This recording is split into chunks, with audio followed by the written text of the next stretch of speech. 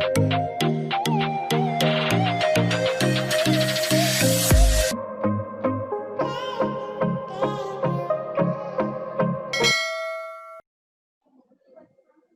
अपना जो सब्जेक्ट था उसको अपन ने डिफरेंट डिफरेंट कैटेगरी में डिवाइड किया था। टोटल अपने पास चैप्टर थे, 6 चैप्टर थे। इसमें से फर्स्ट चैप्टर था अपने पास इंटरनेट का इंट्रोडक्शन था। सेकंड था अपने पास HTML। थर्ड चैप्टर है अपने पास जावास्क्रिप्ट। ठीक है। फोर्थ चैप्टर है अपने पास DHTML। ठीक है। फिफ्थ चैप्टर है अपने पास CGI एंड सिक्स चैप्टर है पर्ल। ठीक है। इन 6 चैप्टर को अपन ने 2 कैटेगरी में डिवाइड किया था। फर्स्ट था आपका इंट्रोडक्शन ऑफ इंटरनेट और बाकी था अपने पास वेब टेक्नोलॉजी। पूरे सब्जेक्ट का नाम है अपने पास इंटरनेट एंड वेब टेक्नोलॉजी। और बाकी 2 से लगा के 6 तक जो चैप्टर थे उसको अपन ने डिवाइड किया था वेब टेक्नोलॉजी के अंदर। इन चैप्टर के अंदर अपन HTML के बारे में पूरा पढ़ चुके हैं और जावास्क्रिप्ट के बारे में भी अपन पूरा पढ़ चुके हैं। अगला चैप्टर आता है अपने पास DHTML। अगला क्या बचता है अपने पास DHTML। उसके बाद CGI की बात करेंगे और फिर अपन पर्ल की बात करेंगे। तो अभी अपन बात कर रहे हैं DHTML। अपना नेक्स्ट चैप्टर है DHTML। अब ये DHTML एक्चुअल में है क्या? DHTML जैसे HTML आपके पास क्या थी, एक हाइपरटेक्स्ट मार्कअप लैंग्वेज थी। जावास्क्रिप्ट क्या थी, आपकी क्लाइंट साइड स्क्रिप्टिंग लैंग्वेज थी। इस तरह से DHTML की फुल फॉर्म है डायनेमिक हाइपरटेक्स्ट मार्कअप लैंग्वेज। अब HTML के आगे क्या लग गया, DO लग गया, यानी डायनेमिक इसको बना दिया। तो ये कोई आपकी पर्टिकुलर कोई लैंग्वेज नहीं है। जैसे अपनी दूसरी लैंग्वेज थी जावास्क्रिप्ट थी, HTML थी, इस टाइप से कोई भी ये प्रोग्रामिंग लैंग्वेज नहीं है। DHTML आपकी कोई भी एक लैंग्वेज नहीं है पर्टिकुलर। ये क्या है एक्चुअल में, एक कॉम्बिनेशन है। किसका कॉम्बिनेशन है आपका? DHTML जो है आपका वो इस तरह से DHTML का एक कॉम्बिनेशन है हाइपरटेक्स्ट मार्कअप लैंग्वेज को, जो और उसको अट्रैक्टिव बनाता है। DHTML है जिसमें आपके पास क्या होगा, एक तो HTML होगी, जावास्क्रिप्ट होगी, कैस्केडिंग स्टाइल शीट होगी और डॉम होगी, डॉक्यूमेंट ऑब्जेक्ट मॉडल। अब HTML क्या होता है वो अपने को सबको पता है। किसी भी वेब पेज का स्ट्रक्चर डिजाइन करने के लिए यूज में आता है। जावास्क्रिप्ट स्क्रिप्टिंग लैंग्वेज है जो क्या करती है, कोई भी प्रोग्रामिंग के टाइप के टास्क होते हैं उसको परफॉर्म करने के लिए काम में आता है। एक होता है CSS होता है कैस्केडिंग स्टाइल शीट।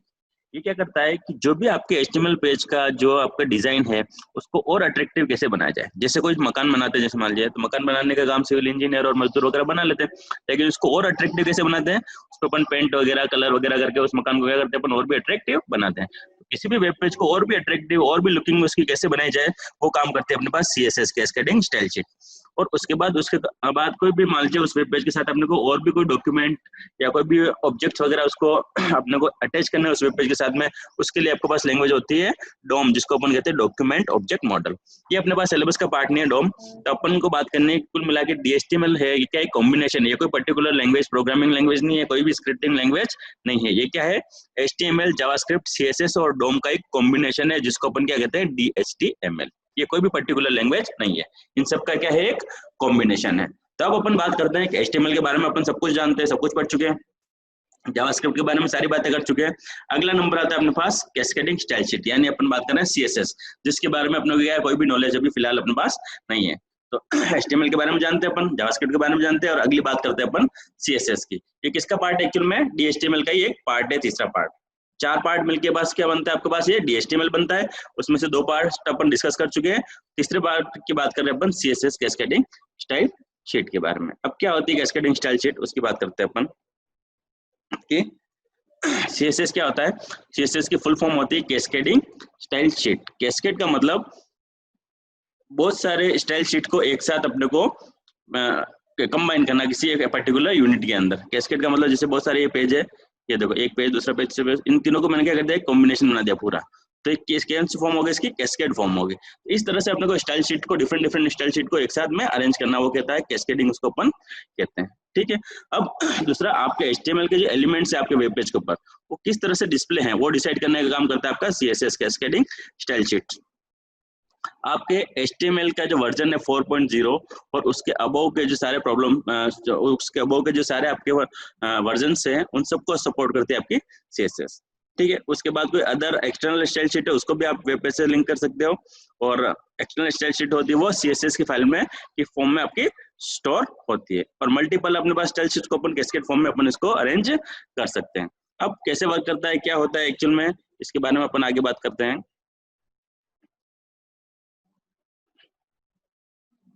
अब देखो कैस्केडिंग स्टाइल शीट को लिखने का तरीका होता है, इसमें दो चीज अपने को ध्यान रखनी है। कैसे क्या होता है, एक चीज तो ये कि इसका सिंटेक्स जो होता है वो फिक्स होता है, फिक्स पैटर्न में ये हमेशा लिखी जाएगी। दूसरी चीज कि इसको हमेशा अपन हेड टैग के अंदर लिखते हैं। अपन कहाँ पे लिखते हैं, अपन इसको हेड टैग के अंदर, ठीक है। उसके बाद इसका पैटर्न जो होता है लिखने का, वो पैटर्न कैसे होता है कि सबसे पहले लिखी जाती है हेड टैग के अंदर अपने को लिखना है स्टाइल, स्टाइल टैग के अंदर type equals to text oblique CSS double quote close, और फिर आपकी स्टाइल शीट इस तरह से लिखी जाएगी, जो भी आपको लिखना है वो, और फिर स्लैश स्टाइल से ये क्लोज हो जाएगी। इस तरह से हमेशा लिखी जाएगी हेड टैग के अंदर। अब इसका लिखने का फिक्स सिंटैक्स होता है, वो कैसे होता है, सबसे पहले लिखा जाता है सेलेक्टर प्रॉपर, फिर आपका ये bracket curly braces property colon value, यहाँ इक्वल टू नहीं लग रहा है, कोलन और फिर उसकी वैल्यू। ये आपका फिक्स पैटर्न है CSS लिखने का, इसके अलावा कोई पैटर्न इसका नहीं है। अब सेलेक्टर क्या होता है, प्रॉपर्टी क्या होती है और वैल्यू क्या होती है, उसके बारे में अपन आगे डिस्कस करेंगे। लेकिन उसका पैटर्न क्या होता है, सबसे पहले लिखा जाता है आपके पास सेलेक्टर, सेलेक्टर फिर ये ब्रैकेट, फिर प्रॉपर्टी कोलन, इक्वल टू नहीं लगाना, कोलन और वैल्यू, ठीक है। कोई भी डबल इनवर्टेड कोमा इसमें भी वैल्यू में नहीं लगेगा, और सेमीकोलन। इस तरह से इसका फिक्स पैटर्न होता है आपके CSS को लिखने का, ठीक है। अब सेलेक्टर क्या होता है उसकी बात कर रहे हैं सबसे पहले, प्रॉपर्टी और वैल्यू की बात अपन बाद में करेंगे। सबसे पहले बात करें अपन सेलेक्टर क्या होता है। सेलेक्टर होते हैं अपने पास तीन टाइप के, अपने पास सेलेक्टर होते हैं। कितने टाइप के, तीन टाइप के सेलेक्टर होते हैं। पहला होता है कोई टैग का नेम, जितनी भी टैग अपन ने HTML की पढ़ी, उस टैग का नाम जो होता है वो आपके सेलेक्टर की फॉर्म में हो सकता है, पहला, ठीक है। दूसरा होता है इसके अंदर ID, ठीक है, और तीसरा होता है क्लास। अब ID और क्लास क्या होता है अपन बाद में डिस्कस करेंगे, पहले अपन बात कर रहे हैं सेलेक्टर, कोई भी टैग का नाम होता है उसको कैसे अपने को यूज करना है, वो अपन सेलेक्टर की जगह अपन लिख सकते हैं। सेलेक्टर फिर curly braces property colon value अपन इसमें दे सकते हैं। अब एक एग्जांपल देखते हैं अपन कि जैसे मान लीजिए मैंने सेलेक्टर की जगह लिखा बॉडी, बॉडी का मतलब क्या था, बॉडी एक टैग होता है अपने पास, सेलेक्टर की जगह लिखा बॉडी। फिर ये ब्रैकेट आपका, और कलर, कलर क्या होगी इसकी, प्रॉपर्टी, ठीक है, यानी बॉडी का कलर क्या होगी इसकी, प्रॉपर्टी। अब प्रॉपर्टी के अंदर आपकी वैल्यू बहुत सारी हो सकती है, आपने यहाँ पे दिया, मैंने वैल्यू क्या दी थी, ब्लैक, ब्लैक। अब ब्लैक की जगह ब्लू, ग्रीन, येलो कुछ भी इसमें दे सकता हूँ, तो वो डिफरेंट डिफरेंट टाइप की वैल्यूज हो सकती है, और डिफरेंट डिफरेंट टाइप की इसकी प्रॉपर्टी हो सकती है। लेकिन पहला अपन एग्जाम का लिए सेलेक्टर की जगह क्या लिया, किसी टैग का नाम यानी बॉडी टैग का नाम लिया, और क्या दिया इसको प्रॉपर्टी, कलर प्रॉपर्टी को वैल्यू दे दी मैंने ब्लैक, और यहाँ पे कॉलन लगा दिया। अब इसका इफेक्ट ऐसे आएगा कि अब मैं जहां जहां पे भी बॉडी टैग लिखूंगा वहां पे ऑटोमेटिक कलर क्या हो जाएगा, उसका बॉडी का कलर क्या हो जाएगा, ब्लैक हो जाएगा। दूसरा एग्जाम्पल लिया मैंने, मान लीजिए P या पैराग्राफ टैग होता है, वहां पे मैंने एक प्रॉपर्टी ले ली एग्जाम्पल के लिए, फॉन्ट डैश फैमिली, यानी फॉन्ट फैमिली ले ली, और उसको वैल्यू दे दी मैंने सैंस सेरिफ। सैंस सेरिफ का मतलब जहां जहां पे भी मैं अब P टैग का यूज लूंगा पूरे अपने वेब पेज के ऊपर, वहां पे ऑटोमेटिक क्या हो जाएगा, जितने भी आप टेक्स्ट लिख रहे हो उसका फॉन्ट क्या हो जाएगा, सैंस सेरिफ हो जाएगा। एक से ज्यादा प्रॉपर्टी और एक से ज्यादा वैल्यू देनी है तो आप कैसे दे सकते हो, सेलेक्टर की जगह मैंने क्या लिया, पैराग्राफ टैग P टैग, इसके अंदर प्रॉपर्टी ले ली मैं टेक्स्ट अलाइन, और वैल्यू दे दी सेंटर, और कलर दे दिया मैंने रेड। यानी अब जहां जहां पे भी मैं P टैग का यूज लूंगा वहां पे क्या हो जाएगा, टेक्स्ट का अलाइनमेंट क्या रहेगा, सेंटर में रहेगा, और कलर क्या रहेगा उस टेक्स्ट का, रेड रहेगा, ठीक है। या तो आप इस तरह से देख सकते हो, या आप ऐसे भी देख सकते हो, P tag text align centre colour black और फॉन्ट फैमिली एरियल। यानी जहां जहां पे मैं P टैग का यूज लूंगा डायरेक्टली वेब पेज के ऊपर, और जो भी टेक्स्ट लिखूंगा मैं वहां पे ऑटोमेटिक उसके पास क्या इफेक्ट आएगा, टेक्स्ट का अलाइनमेंट हो जाएगा सेंटर, कलर क्या हो जाएगा ब्लैक इस टेक्स्ट का, और इसकी फॉन्ट फैमिली क्या रहेगी, एरियल रहेगी। एक से ज्यादा अगर अपने को सेलेक्टर लेने हैं और उनको सेम प्रॉपर्टी और सेम वैल्यू असाइन देनी है तो इस तरह से होगा, H1, H2, H3, H4, H5 और H6। H1 से लगा के H6 तक के जहां पे भी मैं टैग यूज लूंगा वहां पे मैंने प्रॉपर्टी डिसाइड कर ली, कलर क्या हो जाना चाहिए, ग्रीन होना चाहिए। तो जहां पे भी मैं H1 से लगा के H6 तक किसी भी टैग का यूज लूंगा वहां पे उस टेक्स्ट का कलर क्या हो जाएगा, बाय डिफॉल्ट ग्रीन कलर हो जाएगा। अभी अपन एक एग्जांपल देखते हैं, उससे आपको और क्लियर हो जाएगा कैसे अपने को CSS क्रिएट करनी है और कैसे अपने को प्रोग्राम के अंदर इम्प्लीमेंट करना है। तो देखो अपन आगे देखते हैं।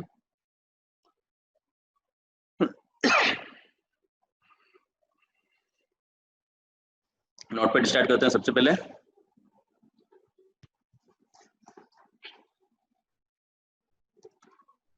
नोटपैड स्टार्ट किया मैंने, HTML स्टार्ट किया सबसे पहले, HTML, फिर आपका हेड टैग, हेड टैग के अंदर अपन टैग लेना है अपन को स्टाइल टैग, टाइप इसकी property equals to text oblique CSS, ठीक है। अब दूसरा स्टाइल टैग से क्लोज करना है और फिर हेड टैग क्लोज, ठीक है। उसके बाद बॉडी टैग स्टार्ट होगा आपका, बॉडी टैग, फिर आपका बॉडी टैग के अंदर जो भी एक्टिविटी करनी है वो यहाँ पे करनी है अपने को, और /HTML से इसको मैंने क्लोज कर दिया, ठीक है। इसका नाम रख दिया मैंने style.html नाम से, इसको डेस्कटॉप पे सेव कर दिया, ठीक है। अब देखो स्टाइल में क्या रखना है, सबसे पहले अपन बात करें सेलेक्टर।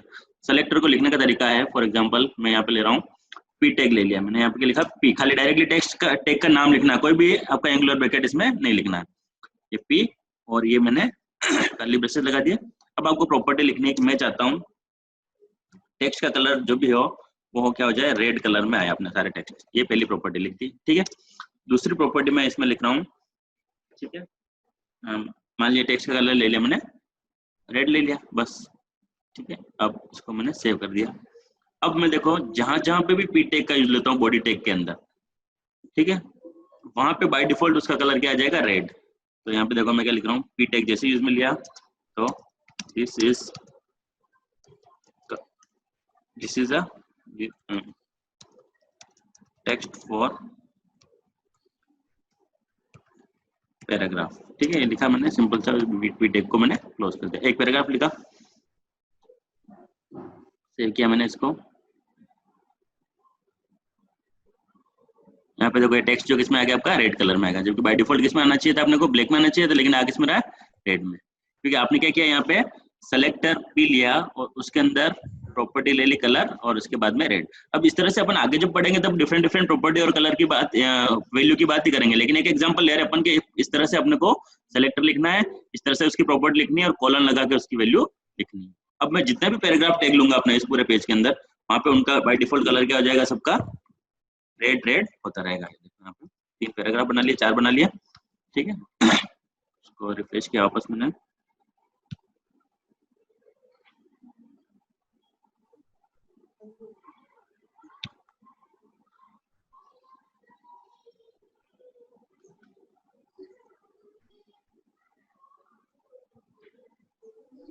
यहाँ पे देखो सबका कलर क्या हो गया, रेड।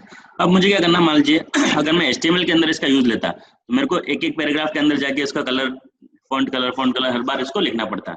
अब मुझे कुछ नहीं करना, मान लीजिए मुझे ब्लू करना है, खाली यहाँ पे क्या लिखना है, मेरे को एक जगह जाके खाली क्या करना, ब्लू करना है, तो ऑटोमेटिकली जो जितने भी पैराग्राफ है उन सबका कलर क्या हो जाएगा, ब्लू कलर हो जाएगा। तो जैसे मैं वापस, तो इन सब का कलर क्या हो गया, ब्लू हो गया। तो एक साथ में आपके सबकी वैल्यू की चेंज अपन इस तरह से कर सकते हैं। बस आपको ध्यान क्या रखना है, CSS बनाने का तरीका सिंपल सा इसमें कि आपको क्या लिखना है, हेड टैग के अंदर style type is to text oblique CSS यहाँ से स्टार्ट करना है और स्टाइल स्टाइल से इसको क्लोज कर देना है। फिर आपका सेलेक्टर यहाँ लिखा जाएगा, ठीक है, ये आपके कर्ली ब्रेसेस, ये प्रॉपर्टी, और इस टाइप से इसका वैल्यू देनी है। अब सेलेक्टर की बात करें अपन, सेलेक्ट की जगह 3 चीज आ सकती है, पहला किसी टैग का नेम आ सकता है, जैसे अपन ने पी टैग लिया था वैसे आप दूसरी टैग का यूज भी ले सकते हो, दूसरा एक आईडी होता है और तीसरा होता है क्लास। इन तीनों का डिफरेंस अपन इसमें अभी देखेंगे थोड़ी देर बाद। तो इस तरह से अपने को प्रोग्राम बनाना गया। अब नेक्स्ट बात करते हैं अपन,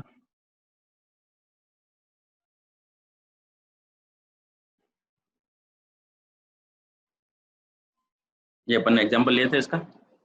अब एक से ज्यादा अगर अपने को इस तरह से देना है, एक से ज्यादा सेलेक्टर अपने को इस तरह से करने हैं, तो आपको देखो यहाँ पे ले रहा हूँ, देखो इसी एग्जांपल को अपन करेक्ट कर लेते हैं।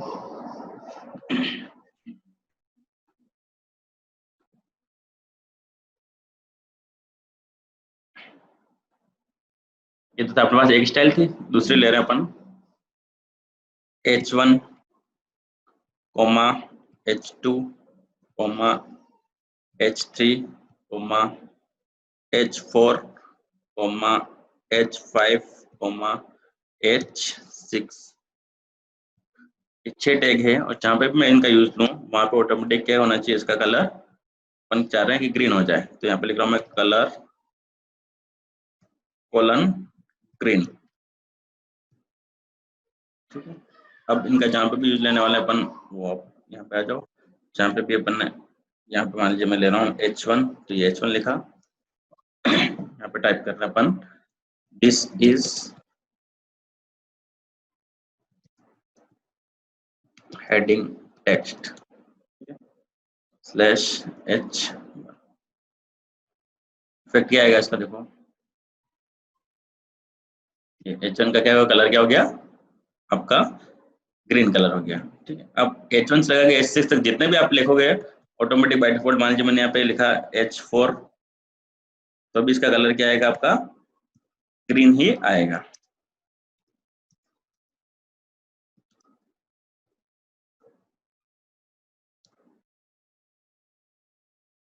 इसको सेव किया H4 के अंदर,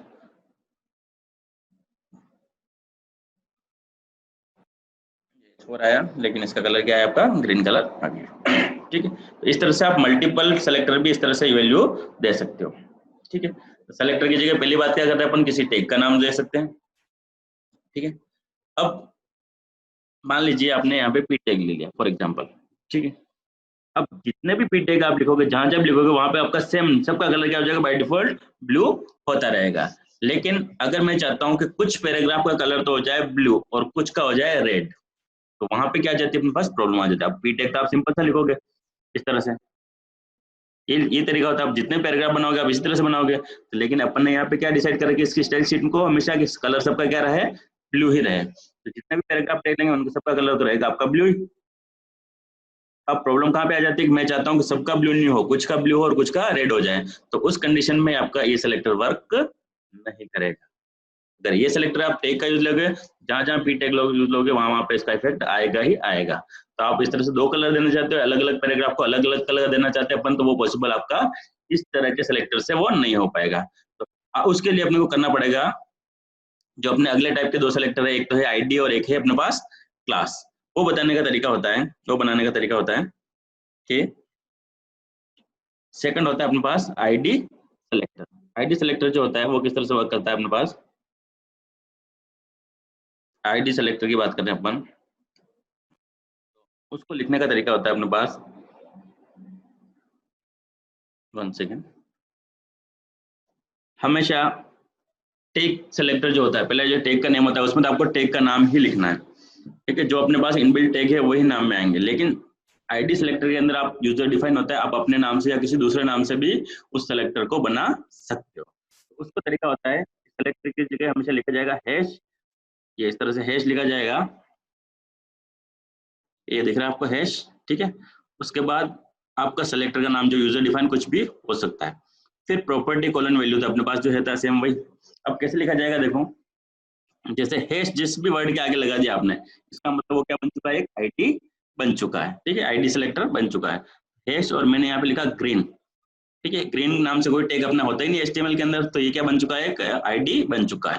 फिर कलर और कॉलन की वैल्यू दे दी मैंने ग्रीन। अब देखो इसमें क्या होगा कि जब भी अपन इसको यूज करेंगे, ठीक है, इसका यूज होगा हमेशा किसी भी टैग के साथ में। तो जैसे मैंने यहाँ पे लिखा ग्रीन, तो जैसे मैं से ग्रीन का यूज देना चाहता हूँ पहले पैराग्राफ के अंदर पी, और अगर मान लीजिए आपने हैश के साथ में किसी सेलेक्टर को लिखा है, तो आपको पी और फिर ID equals to double quote के अंदर आपको लिखना है उस आईडी का नाम।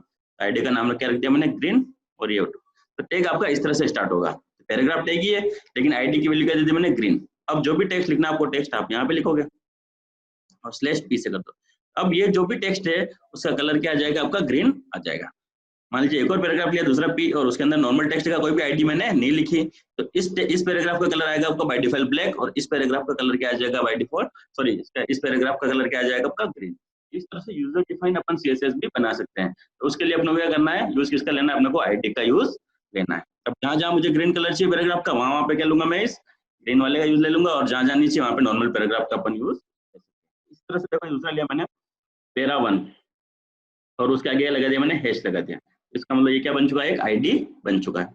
अब इसकी प्रॉपर्टी और वैल्यू क्या दे दी मैंने, टेक्स्ट अलाइनमेंट क्या रख दिया, इसका सेंटर रख दिया, और कलर क्या दे दिया मैंने, रेड दे दिया। ठीक है, अब रेड कलर दे दिया इसका। ठीक है, अब रेड कलर दे दिया इसका।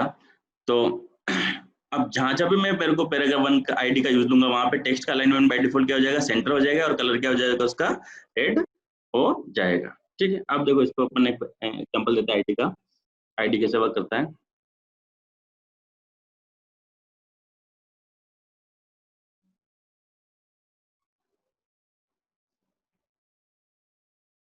उसी एग्जांपल की बात कर लेते हैं अपन, जैसे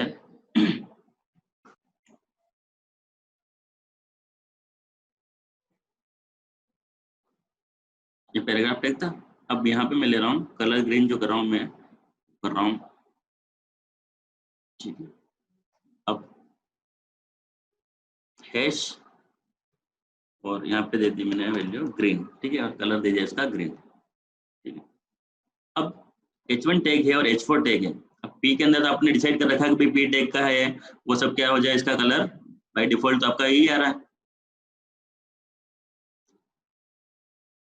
इसको हटा दिया मैंने, ठीक है, एक ग्रीन बना दी मैंने आईडी, और इस तरह से। अब जितने भी पैराग्राफ है, जितने भी H1 टैग है, उन सबका कलर अभी तो आएगा अपने पास ब्लैक, क्योंकि अपन ने किसी को भी आईडी असाइन की नहीं, आईडी बना जरूर लेकिन असाइन नहीं की, तो सबका कलर क्या आ रहा है, आपका ब्लैक कलर आ रहा है।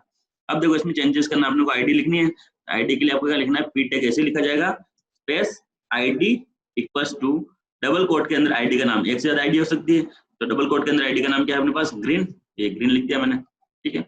अब फर्स्ट पैराग्राफ का कलर क्या हो जाएगा, ग्रीन, और बाकी पैराग्राफ का कलर क्या रहेगा, ब्लैक ही रहेगा, क्योंकि एक पे ही अपन ने अप्लाई की है, जबकि है तो सब पैराग्राफ ही। यहाँ पे देखो फर्स्ट पैराग्राफ का कलर क्या हो गया, ग्रीन, बाकी सबका क्या रहा बाय डिफॉल्ट ब्लैक। अब जहां जहां पे मुझे ग्रीन कलर करना है, वहां पे आईडी ग्रीन इसमें लिख दूंगा। मान लीजिए मुझे थर्ड पैराग्राफ का भी कलर करना है मुझे, तो ID equals to double quote के अंदर ग्रीन।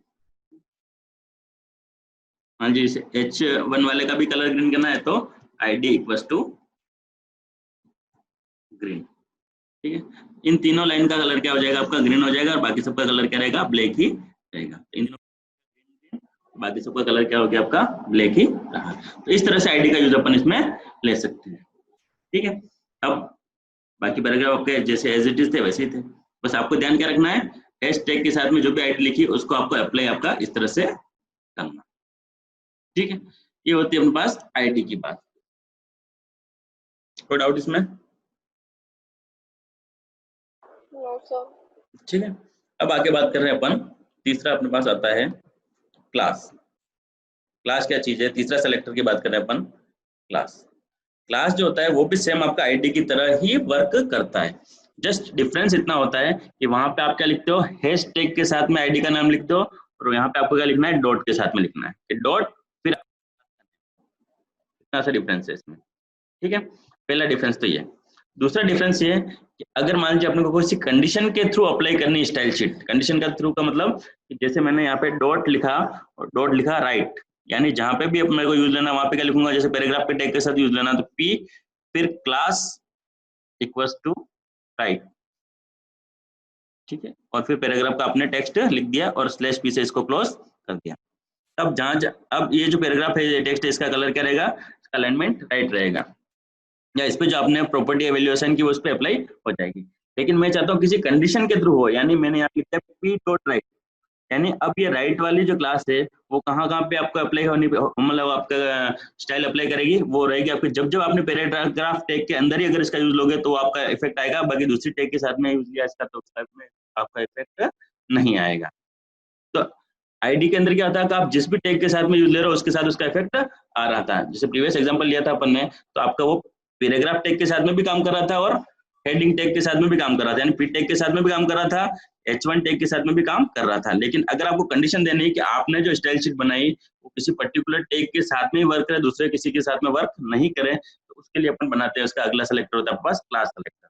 अगर डॉट लिख के आपने इस तरह से बनाया तो ये भी आपके सब टैग के साथ में वर्क करेगा, लेकिन अगर इस तरह से लिख दिया आपने टैग का नाम फिर डॉट लगा के कोई क्लास बनाई, तो उसका इफेक्ट उस पर्टिकुलर टैग के साथ में आएगा, दूसरी किसी टैग के साथ में उसका इफेक्ट नहीं आएगा। बस आपको लिखने का तरीका क्या रहेगा, डॉट लगा के आपने क्लास का नाम लिखना है और प्रॉपर्टी वैल्यू उसी तरीके से देनी है अपने को, अप्लाई करना है तब आपको क्या लिखना है, आईडी की जगह यहाँ पे क्या लिखेंगे अपन, पी, और क्लास आईडी की जगह लिखेंगे क्लास, और फिर डबल कोट में उस क्लास का नाम लिख देंगे। बस ये सिंपल सा तरीका, ठीक है। तो इसका एग्जांपल देखें अपन किस तरह से होगा।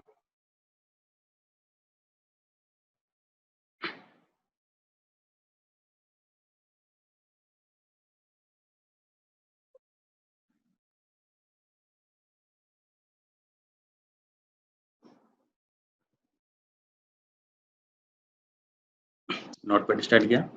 बस आपको क्या करना है खाली यहाँ पे कि हैश की जगह आपको लिखना है डॉट। पहला काम तो करना है, हैश की जगह क्या आ जाएगा डॉट। प्रॉपर्टी वैल्यू उसी तरह से रहेगी। अप्लाई करने का तरीका रहेगा आपके आईडी की जगह अपन क्या लिख देंगे, क्लास। क्लास, ठीक है। तो यहाँ पे फर्स्ट पैराग्राफ का कलर क्या आ जाएगा आपका, ग्रीन आ जाएगा। जहां जहां आईडी है वहां पे अपने क्या लिखना है, क्लास, ठीक है। और यहाँ पे भी लिख दिया अपन ने क्लास। अभी देखो तीनों के साथ में इसका इफेक्ट आएगा, पैराग्राफ टैग के साथ में आएगा, तीसरे पैराग्राफ में भी आएगा, और H1 के साथ में भी इसका कलर क्या आ जाएगा, ग्रीन ही आएगा। तो इस तरह से आएगा आपका, ये तीनों कलर हो गया। अब देखो अगर मैं इसको कंडीशन के थ्रू अगर अप्लाई करना चाहता हूँ, यहाँ पे मैं लिख दिया मान लीजिए p डॉट ग्रीन। अब मैं जहां जहां पैराग्राफ टैग के साथ में आपका ये क्लास अब मैं अटैच करूंगा वहां पे आएगा। इस H1 टैग के साथ में मैंने क्लास ग्रीन लिखा, H1 पे इसका इफेक्ट नहीं आएगा, इस लाइन पे आपका इफेक्ट नहीं आएगा। बाकी इन दोनों पैराग्राफ पे आपका कलर क्या हो जाएगा, ग्रीन हो जाएगा।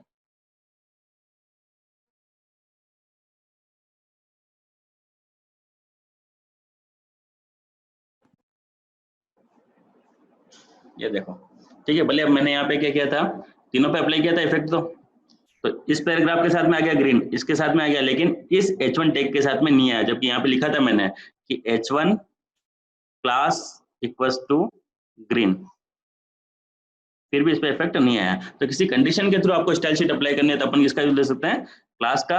अपने को यूजर डिफाइन अगर स्टाइल शीट बनानी तो आईडी, और टैग के साथ में बनानी तो टैग का नेम भी अपन ले सकते हैं। तीन तरह के अपने पास ये सेलेक्टर होते हैं, ठीक है। एग्जाम में आपका मेन जो क्वेश्चन बनता है सीएसएस से, वो क्वेश्चन बनता है कि क्लास और आईडी में क्या डिफरेंस है, या डिफरेंट डिफरेंट टाइप के सेलेक्टर कौन कौन से, उनको एक्सप्लेन करो, ठीक है। इसमें कोई इश्यू हो तो पूछो पहले।